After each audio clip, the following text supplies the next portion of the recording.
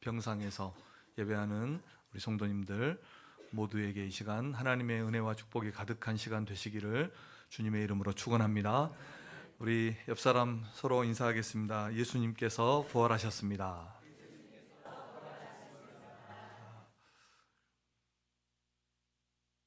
예수님의 부활은 우리 인생의 참된 소망입니다. 인류에게 죽음은 절망이고 어느 누구라도 죽음을 이길 수 있는 사람은 없습니다. 그리고 없었습니다. 앞으로도 없습니다. 그러나 우리 주님은 사망 권세를 이기시고 부활하심으로 승리하신 것입니다. 우리 기독교는 부활의 종교입니다. 생명의 종교입니다. 그리스도를 믿는 자는 죽어도 살고 살아서 주님 오시면 영원히 죽지 않는 것입니다.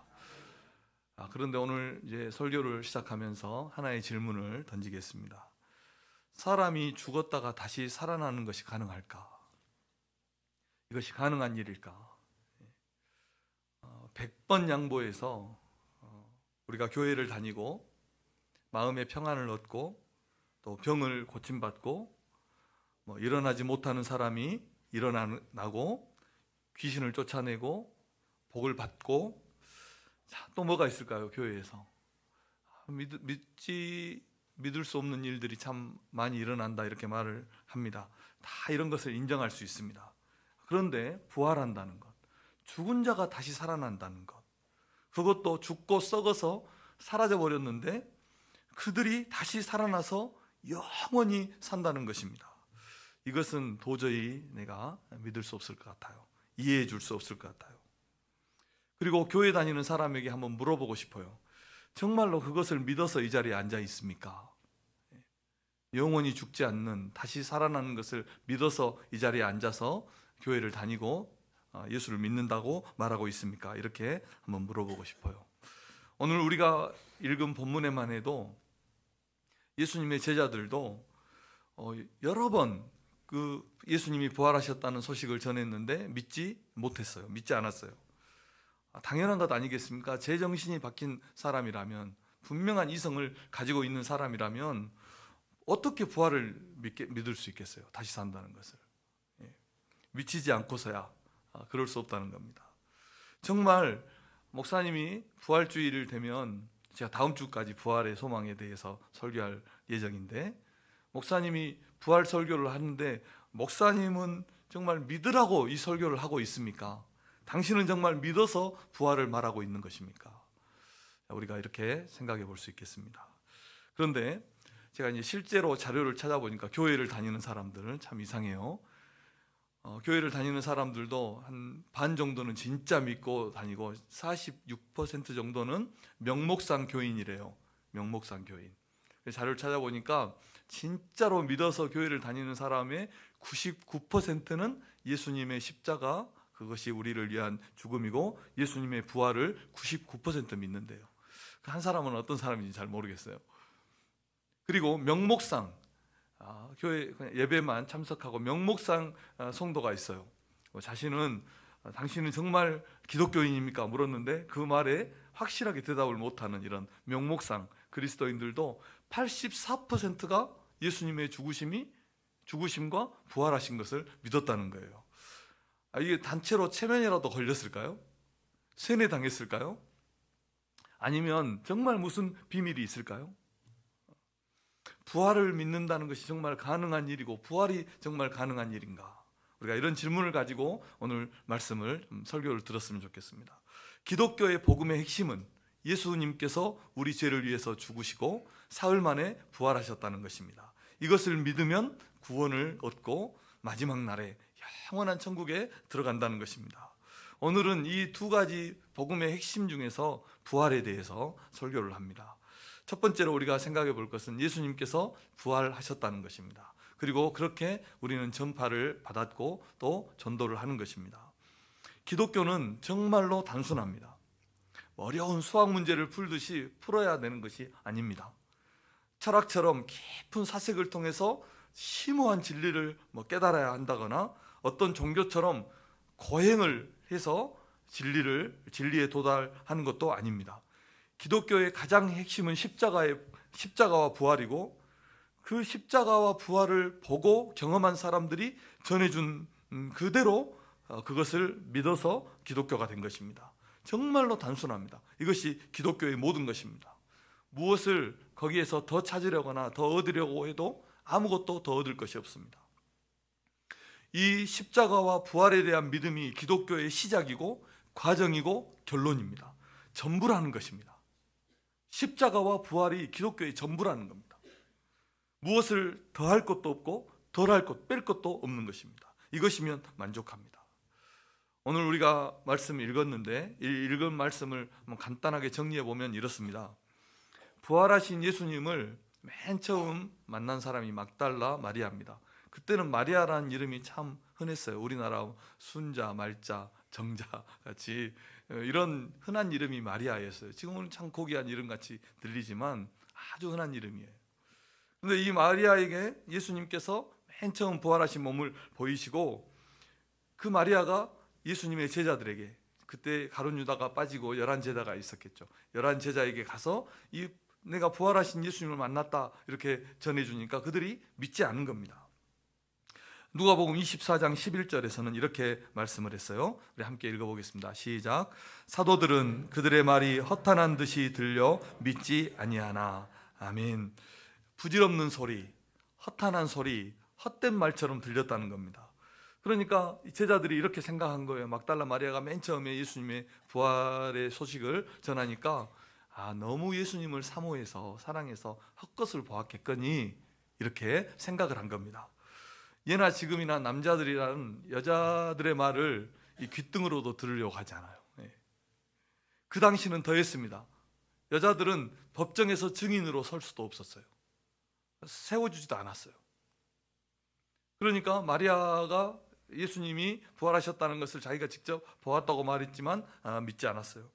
그리고 두 번째 이야기는 엠마오로 두 제자가 이제 예루살렘에서 엠마오라는 마을로 두 제자가 걸어가고 있는데 거기에서 그 두 제자에게 부활하신 예수님이 나타나서 만나주고 부활하신 자신을 보여주고 깨닫게 해주셨어요. 말씀을 깨닫게 해주셨어요. 그래서 오늘 장로님이 기도하신 대로 엠마오로 가다가 다시 예루살렘으로 돌아와서 제자들에게 가서 내가 부활하신 예수님을 만났다. 우리가 두 사람이 가서 증거했어요. 그래도 믿지 않았어요. 여인들이 혹시 말해서 믿지 않았을까 해서 이제 남자들 제자들 중에서 두 사람을 보내서 예수님의 부활을 전했는데 그래도 믿지 않는 거예요. 누가 말해도 믿지 않아요. 콩으로 메주를 쓴다 해도 믿지 않을 기세니까 이제 오늘 세 번째 예수님께서 그들에게 직접 나타나셔서 자신의 부활하신 몸을 보여주신 것입니다. 그래서 그들을 책망하셨는데 그들의 믿음 없음, 그들의 마음이 완악한 것을, 믿지 않는 그 완악한 것을 책망하신 것입니다. 왜 그렇습니까? 주님은 죽으시기 전에 이미 자신이 부활할 것을 제자들에게 말씀하셨어요. 그리고 사람 직접 부활하신 예수님을 직접 본 자들이 가서 전했는데도 믿지 않았기 때문에 그들을 책망하신 것입니다. 심지어 도마라는 제자는 어떻게 했냐면 이렇게 말했어요. 그때 그 자리에 없었어요. 예수님이 나타났을 때 도마는. 나중에 예수님의 10명의 제자들이 증거했겠죠.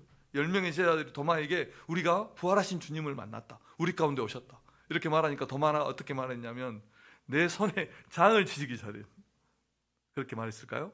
내 손을 예수님이 못 박힌 그곳에 내 손가락을 넣어보고 예수님이 창에 찔린 그 옆구리에 내 손을 넣어보기 전에는 나는 안 믿겠다. 이렇게 말을 했어요. 심한 말입니까? 아닙니다. 당연한 말 아닙니까?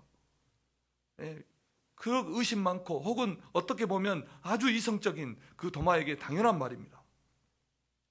사실 우리가 의심해야 될 것은 제자들이 다 했어요. 우리가 의심하고 우리가 해야 될 말들을 제자들이 다 했어요. 내가 정말 예수님이 다시 살아났다 하는데 그 옆구리에 내 손을 넣어보기 전에는 나는 안 믿겠다. 그런데 여기에서 우리는 한 가지 아주 성경이 또 주님이 우리를 구원하시는 아주 중요한 사실 한 가지는 우리가 좀 생각하고 지나가야 됩니다. 그것은 무엇이냐면 주님이 우리를 구원으로 초대하실 때 그 초대하시는 방법이 무엇이냐면 하나님의 말씀을, 주의 복음의 말씀을 사람들을 통해서 전함으로, 사람들을 통해서 그 말씀을 듣게 하심으로 우리를 구원으로 초대하시는 그 하나님의 방법을, 주님의 교회로, 주님께로 부르시는 그 하나님의 방법은 우리가 한 가지 분명히 알고 가야 됩니다.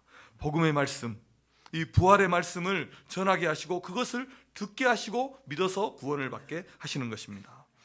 그 당시에 제자들과 예수님의 부활을 본 사람이 500여 형제라고 성경은 고린도전서는 증가하고 있어요. 그 사람들 외에 인류 역사상 단 한 사람도, 어느 누구도 예수님이 부활하신 것을 직접 보고 믿은 사람은 없어요. 성경을 가지고 자기가 직접 깨달아서 예수님을 믿은 사람은 없어요. 다 어떻게? 부활하신 주님에 대한 그 복음의 말씀을 들음으로 구원을 받은 거예요. 믿게 된 거예요. 그래서 오늘 이 부활의 복음을 듣는 우리 모두도, 이 자리에 함께한 우리 모든 성도들도 부활하신 이 주님을 믿음으로 받아들이시고 영접하시기를 주님의 이름으로 축원합니다. 이외에는 다른 방법이 없는 것입니다. 그리고 우리가 두 번째로 생각해 볼 것은 믿는 자는 구원을 얻는다는 것입니다. 예수님의 부활을 믿는 자는 구원을 얻는다는 것입니다. 16절 말씀을 우리 함께 읽어보겠습니다. 시작. 믿고 세례를 받는 사람은 구원을 얻을 것이요 믿지 않는 사람은 정죄를 받으리라. 아멘. 많은 사람들이 죽고 나면 천국과 지옥이 있습니다, 내세가 있습니다, 그렇게 말하면, 또 부활을 말하면 어떻게 반응합니까? 못 믿겠다. 그런 것이 어디에 있느냐? 자주 말하지만 죽어봐야 알지, 이렇게 말을 합니다. 당장 살기도 힘든데 죽음 후를 왜 생각하느냐, 이런 말들을 할 것입니다. 어떤 측면으로는 이해가 됩니다. 내세가 없다면, 천국과 지옥이 없다면, 부활이 없다면 저도 안 믿겠어요. 신앙생활 이렇게 하지 않겠습니다. 적당히 즐기면서 살 것 같아요. 잡혀가지 않을 수준으로 편법도 행하고 불법도 행하고 욕먹지 않을 정도로 관계하면서 그렇게 살 겁니다. 그런데 우리가 부활을 믿기 어렵다 하지만요, 세상에 또 많은 종교가 있지만 부활이 없는 종교는 진짜가 아닙니다. 종교가 아닙니다. 부활이 없다면, 죽음으로 모든 것이 끝난다면 우리가 이렇게 살아갈 필요 없습니다. 왜 우리가 살아야 하는지를 말해주지 않는 종교라면, 무엇을 위해서 살아야 하는지 제시하지 않는 종교라면, 어떻게 살아야 하는지 분명하게 명시적으로 가르치지 않는 종교라면 그것은 종교가 아닙니다. 종교가 아니에요. 그냥 대충 살아도 되고 그래도 복을 받고 죽음 후에 아무 일도 없을 거라고 말하는 이런 종교는 우리가 손절해야 됩니다. 손절. 만약에 이렇게 교회가 참 세상에 많고 예수 믿는 사람이 많은데 기독교가 전부 허구라면, 우리가 다 속고 있는 것이라면, 저는 그것을 전제해도 단언하건대 부활의 교리는 신의 한 수예요. 신의 한 수. 부활의 교리는. 어떤 사람이 부활의 교리를 만들어냈다면 이것은 정말 신의 한 수예요. 부활의 교리는 결코 사람이 만들어낼 수 있는 교리가 아닙니다. 그것은 하나님께서 주시지 않았다면 인간은 결단코 만들어낼 수 없는 교리입니다. 부활은. 그것은 인생을 지으신 하나님만이 하실 수 있는, 영원 가운데서 시간을 창조하신, 무한 가운데서 유한을 창조하신 하나님만이 줄 수 있는 단어가 부활입니다. 사람을 영생하도록 지으신 그 하나님이 유일하게 말씀하실 수 있는 교리가 이 부활의 교리라는 것입니다. 이 부활의 교리를, 이 부활의 복음을 믿는 자는 구원을 얻고 믿지 않는 자는 정죄를 당하기 때문에 우리는 오늘 부활하신 이 주님을 믿는 것입니다. 우리 성도님들이 이 부활의 주님을 믿으시기를 주님의 이름으로 축복합니다. 하나님은 구원 얻을 사람을 결코 포기하지 않아요. 오늘 본문에도 제자들에게 계속해서 부활하신 주님을 증거하고 자신이 직접 나타나셔서 부활을 증거해서 믿게 하시는 것입니다. 그래서 그를 믿고 복음을 전할 그 제자들에게 자신을 나타내신 것입니다. 전하고 또 전해서 믿게 하시고 주의 백성이 되게 하시는 것입니다. 우리를 향한 하나님의 사랑은 포기하지 않는, 절대로 포기하지 않는 그런 하나님의 사랑이에요. 그 사랑 때문에 우리가 이 자리에 있다는 것을 믿으시길 바랍니다. 자, 자, 오늘 이 자리에 함께한 우리 모든 성도님들에게 이런 은혜가 있기를 축복합니다. 세 번째로, 우리가 부활을 믿어야 구원을 얻는데 이 믿음은 말씀을, 부활의 복음을 들을 때 이 믿음이 우리에게 생겨나는 것입니다. 로마서 10장 17절 말씀입니다. 함께 읽겠습니다. 시작. 그러므로 믿음은 들음에서 나며 들음은 그리스도의 말씀으로 말미암았느니라. 아멘. 더 정확하게 말씀을 드리면, 우리가 이 복음의 말씀을 들을 때 성령께서 우리의 마음에 믿음을 부어주시는 거예요. 말씀을 받을 때 그 말씀을 믿음으로 받게 하시는 거예요. 이런 성령의 역사가 이 시간 우리 성도님들에게 있으시기를 축복합니다. 갈릴리라는 정말 아주 작은 그 한 어촌에서, 호수 하나를 두고 거기에서 살아가는 그 어촌에서 시작된 이 부활의 복음이, 이 천국의 복음이 온 세상에 전파되고 모든 나라와 민족과 족속, 온 천하에 이 복음이 전파된 겁니다. 그 가운데서 부활의 복음을 믿고 구원의 복음을 믿고 구원 얻는 자들이 하늘의 별과 같이, 바다의 모래와 같이 많은 사람들이 이 갈릴리에서 시작된 이 부활의 복음을 믿고 이런 역사가 일어난 것입니다. 처음에는 오늘 본문 말씀처럼 믿지 않고 그 부활하신 사실을 받아들이지 않았던 제자들이 부활하신 주님을 만나고 나서는 오늘 주님의 말씀처럼 온 천하에 다니면서 복음을 전했고, 그들 중 대부분은 부활하신 주님을 전하다가 창에 찔려서, 십자가에 거꾸로 매달려서, 십자가에 X자로 달려서, 칼에 찔려서 전부 순교하면서 부활의 복음을 전한 것입니다. 만약에 부활이 없다면, 죽은 자가 다시 살아나는 일이 없었다면, 주님의 부활을 그들이 보지 못했다면 어떻게 죽기까지 부활을 전하다가 죽겠습니까? 있을 수 없는 일입니다. 몇 사람 죽어나갔을 때 이미 끝났습니다. 기독교는 몇 사람 죽어나갔을 때 다 포기했을 겁니다. 하나님의 열심은 계속해서 부활의 복음을 온 땅에 전하게 하시고, 그래서 기독교는 끊임없이 복음을 전하고 선교사를 보내고 전도의 일을 하는 것입니다. 언제까지요? 주님 다시 오실 그날까지. 그리고 우리가 오늘 이 믿음은 말씀을 들을 때 생긴다 이렇게 했는데, 우리가 이 말씀을 들을 때 믿음이 생긴다는 실제적인 증거들이 있어요. 실질적인 증거들이 있는데, 그것은 어디든지 복음이 전파되는 곳이면 믿는 자가 생기는 거예요. 어디든지. 우리는 도저히 믿을 수 없다. 2000년 전에 십자가에 죽으신 그 주님이 또 사흘 만에 부활하셨다는 것도 믿을 수 없고, 그를 믿으면 우리가 구원을 받고 영생을 얻고 천국 백성이 된다는, 도저히 믿을 수 없을 것 같지만 이 복음이 전파되는 곳이면 어디든지 믿는 자가 생기고 교회가 생겨난다는 것입니다. 놀라운 일 아닙니까? 우리가 그 증거 아닙니까? 살아있는 증거 아닙니까? 한국 교회를 보십시오. 십자가가 물결을 칩니다. 물결을 쳐요. 목포에도 400개가 넘는다고 그러죠.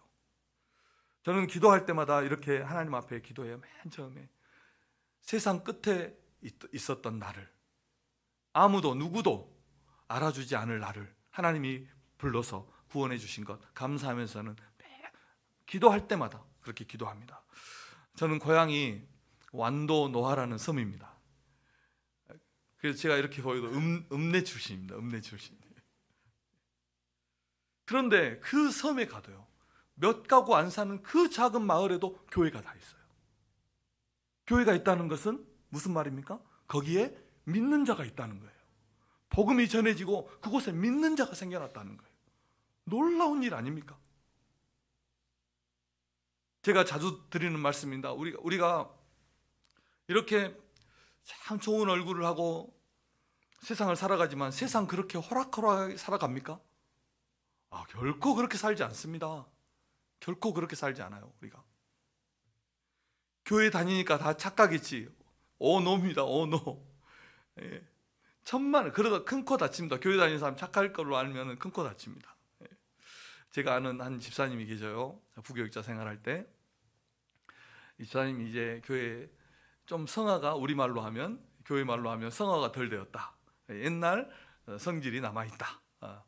그런데 이분이 차량 운행을 이렇게 하시는데, 차량 운행을 하다가, 교회차로 차량 운행을 하다가 조금 이제 불미스러운 일이 있었는가, 뭐 접촉은 아니었는데 서로 이렇게 길을 가다가 그래서 그 차 타고 계신 분이 이렇게 한마디 했겠죠. 그러니까 이분이 내려가지고 욕을, 있는 욕 없는 욕을 다 퍼부어버렸어요.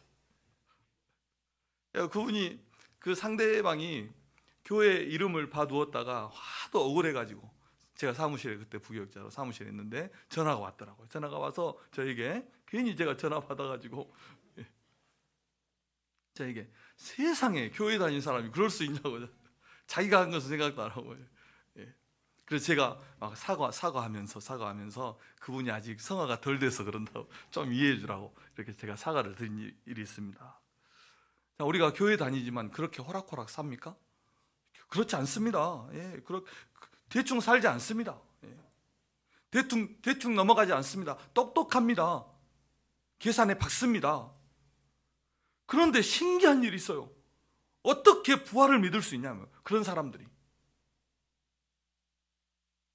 과연 이것이 강요로 됩니까? 강요로?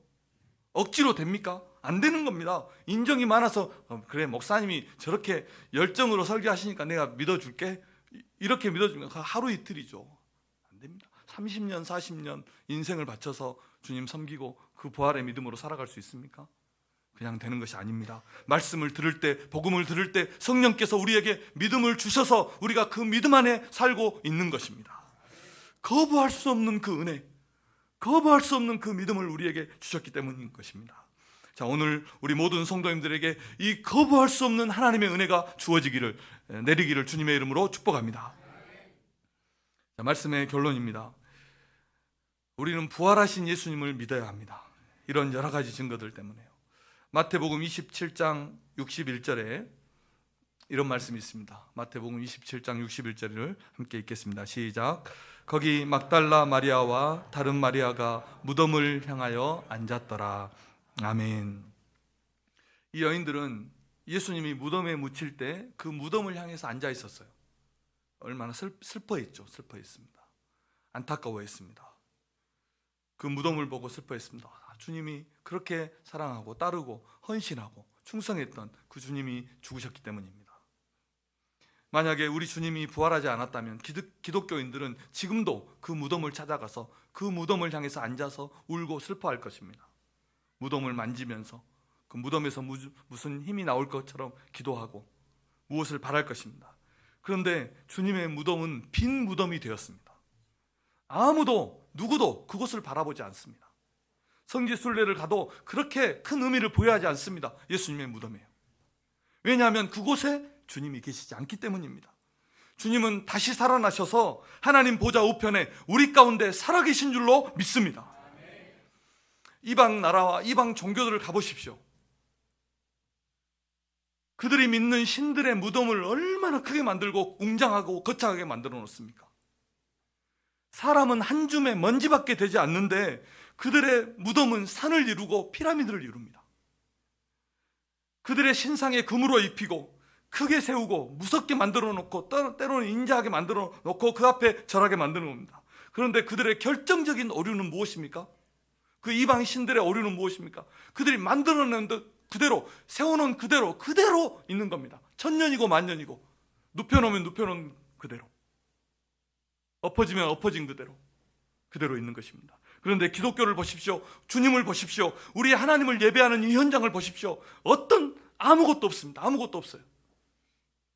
그 무덤은 비어 있습니다. 형상도 없습니다. 우상도 없습니다. 어떤 페이크도 가면도 없습니다. 왜 그렇습니까? 우리의 영원한 그 소망 되신 그 주님이 살아계시기 때문인 줄로 믿습니다. 부활하셔서 영원히 살아계셔서 우리와 함께 하시기 때문에.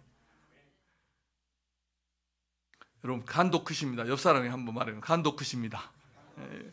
이래도 안 믿을 수가 있어요. 이래도 안 믿을 수가 있어요. 예수 믿고 부활하신 그 주님을 믿고 승리하시는 우리 성도님들 되시기를 주님의 이름으로 축원합니다. 기도하겠습니다.